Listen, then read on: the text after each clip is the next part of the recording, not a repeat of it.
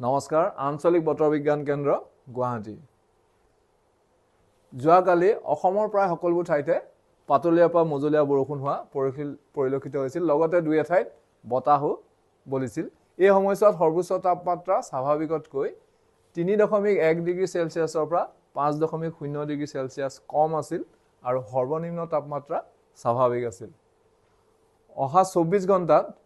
অসমৰ প্ৰায়বোৰ ঠাইতে পাতলীয়া পৰা মজলীয়া বৰষুণৰ সম্ভাৱনা আছে আৰু এই সময়ছোৱাত দুই এঠাইত ঘণ্টাত 40 বা 50 কিলোমিটাৰ গতিবেগত বতাহ বলাৰ সম্ভাৱনা আছে লগতে ডিমা হাছাও কাৰ্বি আংলং আৰু তিনচুকীয়া জিলাৰ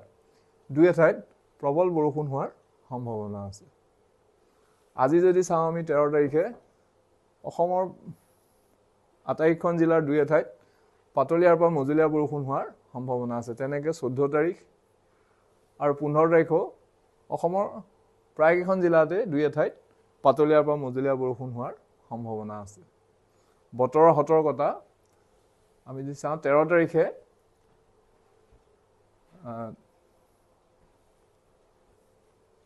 শোণিতপুৰ বিশ্বনাথ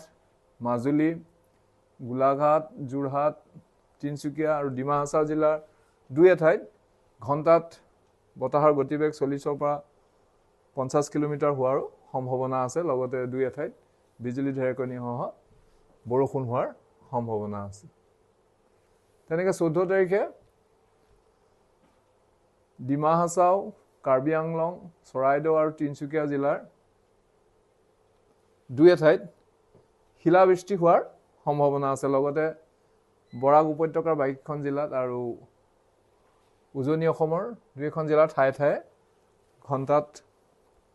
40 পৰা 50 কিলোমিটাৰ গতিবেগত বতাহ বলাৰো সম্ভাৱনা আছে 15 তাৰিখে উজনি অসমৰ আৰু ডিমা হাছাও জিলাত